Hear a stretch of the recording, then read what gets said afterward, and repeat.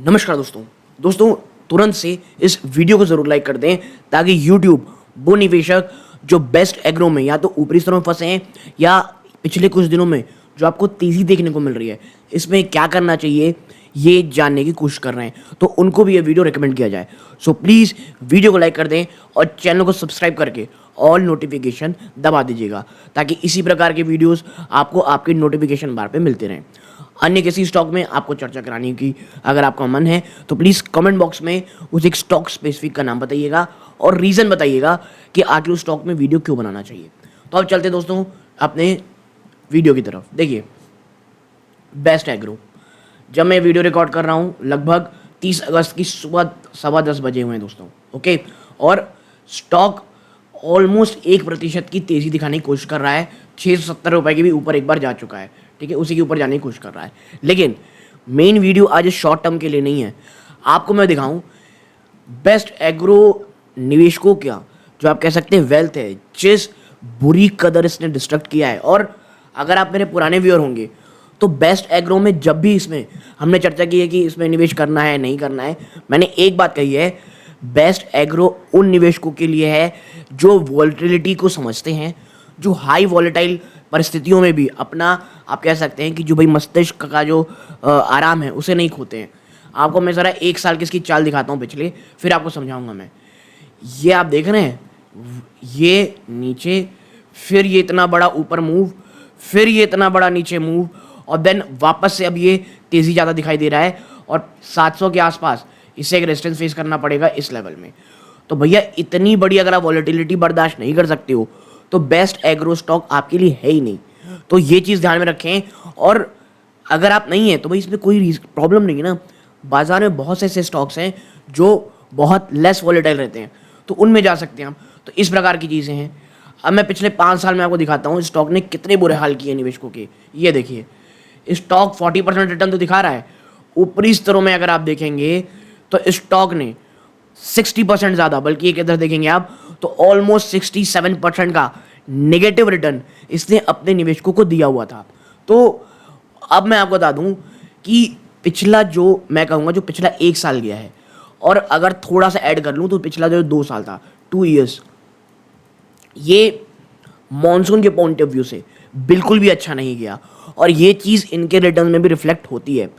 आपको मैं बता दूं, सुमितोमो केमिकल, मैं अपने निवेशकों के साथ चाहे यहाँ हूँ चाहे मेंबरशिप में हूँ, मैंने लगातार बात कही कि भैया सुमितोमो में इससे अच्छा का मौका नहीं मिलेगा खरीदने का जब वो स्टॉक नीचे आया था, ठीक है।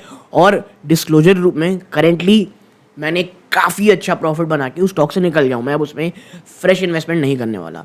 मेरा एक रूल है, मैं कुछ स्टॉक्स में ना जो साइक्लिकल होते हैं, मैं उसमें निचले स्तरों में चाहे कितना भी डेंजरस चल रहा हो वहाँ पे धीरे धीरे एक्यूमुलेट करता हूँ, और जिसमें ऊपरी तेज़ी होती है उसे सेल कर देता हूँ, ठीक है।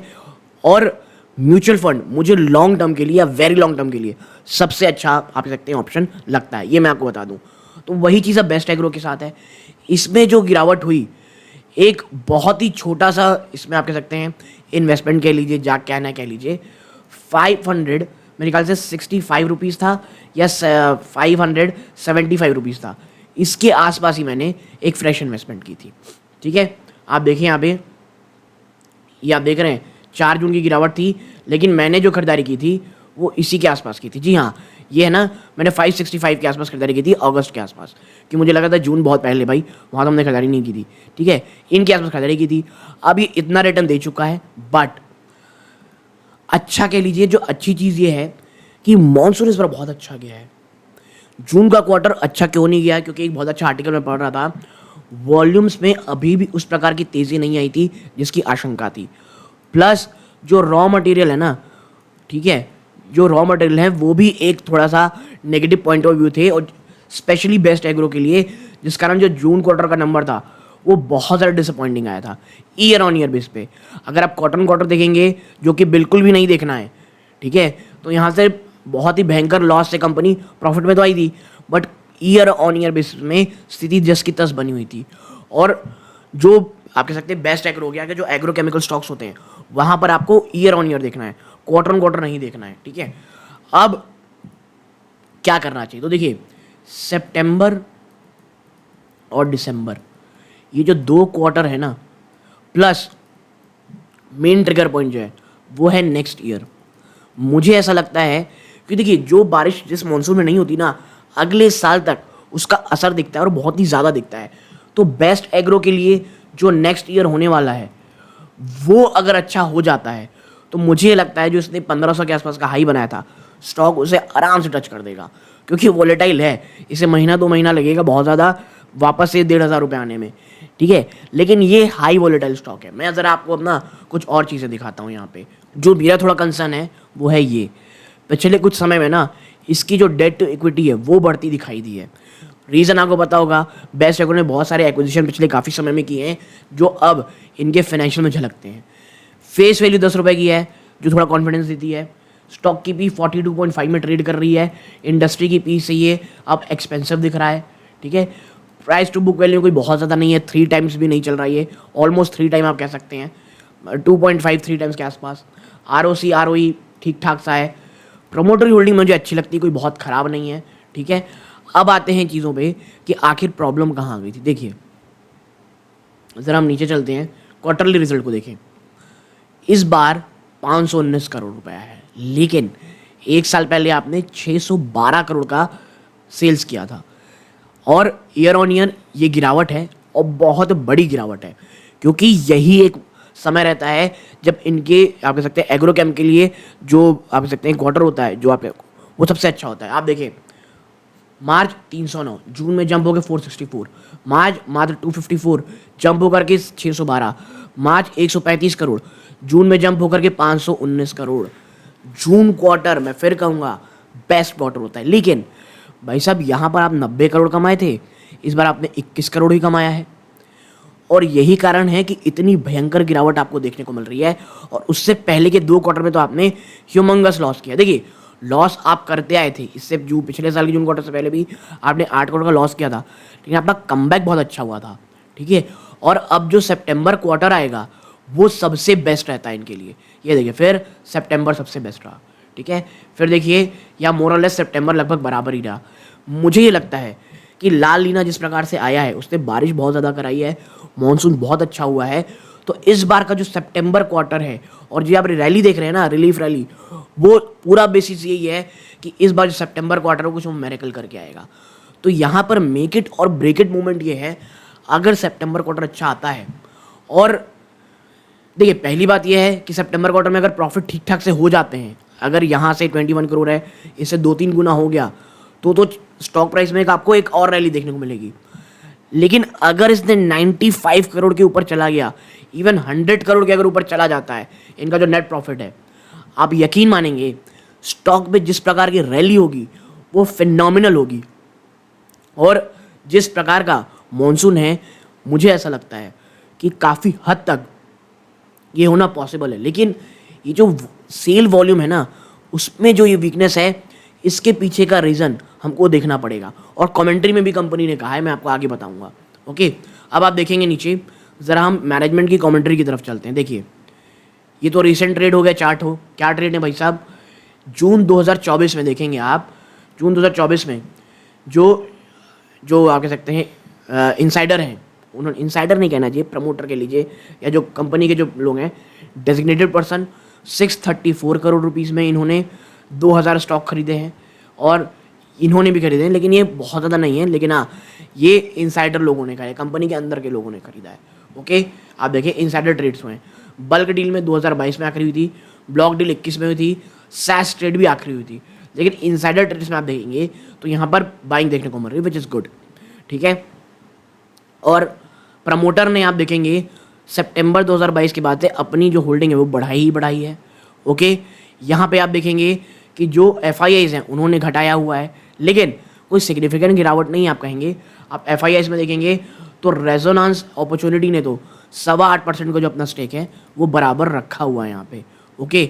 इसके साथ ही साथ DJIs की अगर हम बात करें तो यहाँ पे कोई बहुत ज़्यादा लोग नहीं हैं, लेकिन क्वांट म्यूचुअल फंड है जो स्मॉल कैप फंड है, उसने अपनी स्टेक को 2% से ऊपर जून क्वार्टर में भी बना के रखी है, ठीक है।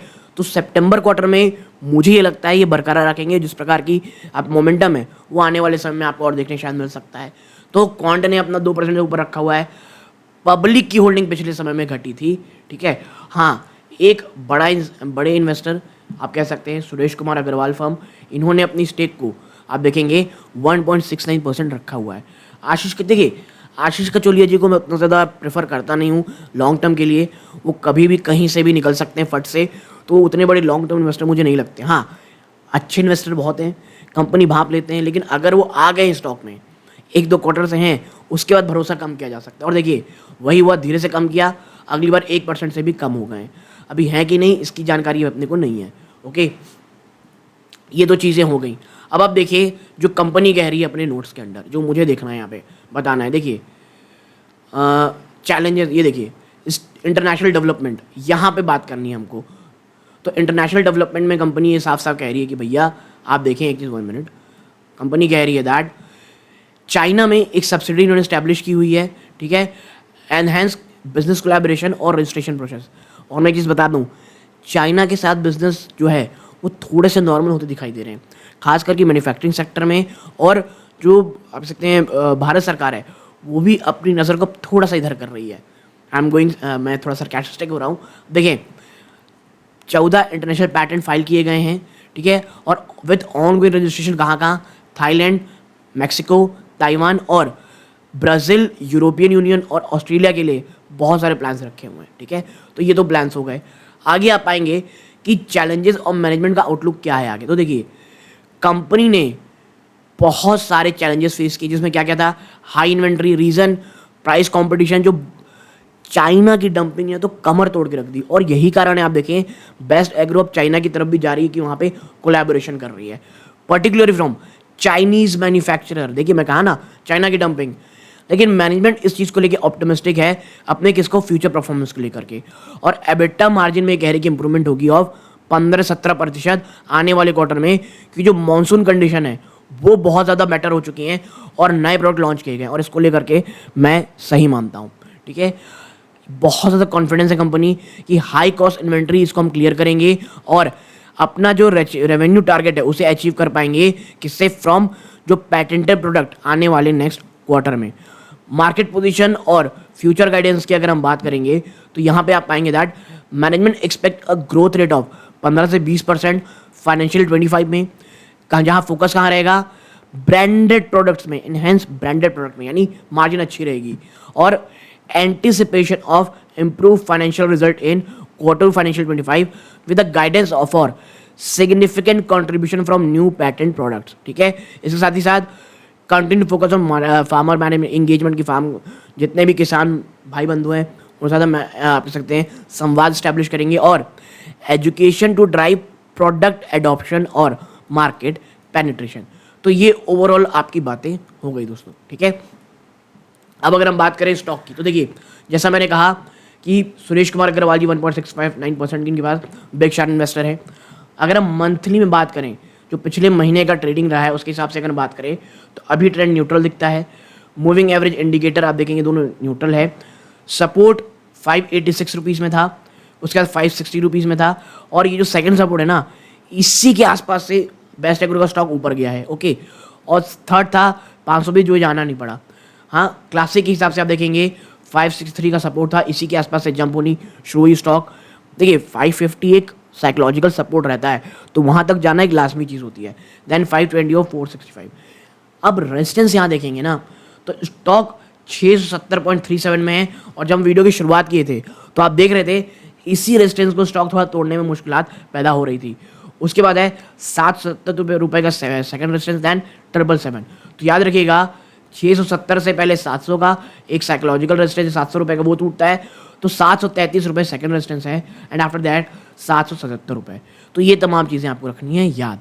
और 10 डे EMA अगर आप देखेंगे अभी तो ये 816 रुपये का चल रहा है, तो 10 डे के ऊपर जाएगा EMA के ऊपर तो फिर कुछ मिरेकल होते आपको दिखाई देंगे। तो एक छोटी सी एनालिसिस बेस्ट एग्रो के साथ आपके साथ शेयर करनी थी। वीडियो अच्छी लगी हो वीडियो को लाइक करिए, चैनल सब्सक्राइब जरूर कीजिएगा। ये वीडियो का अंत है। जय हिंद दोस्तों।